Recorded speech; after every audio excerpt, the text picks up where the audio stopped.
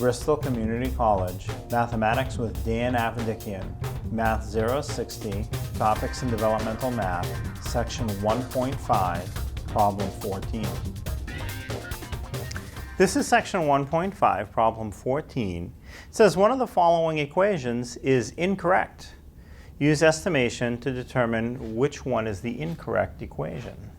So we have four to choose from. The first one says 234 plus 45 equals 279. Does that seem reasonable? Well, the 234, I'll round that to 230, plus the 45 is close enough that 5 is just barely big enough. I'll call it a 50. So 230 plus 50 is 280. 279, 280, that seems okay. The next one, 381 plus 22 equals 413. So do the same type of thing. 381 is fairly close to 380.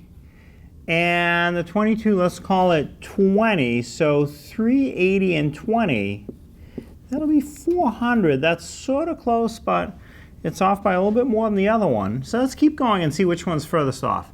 So the next one, option C, 633. So I'll just call it 630. It's pretty close to 630.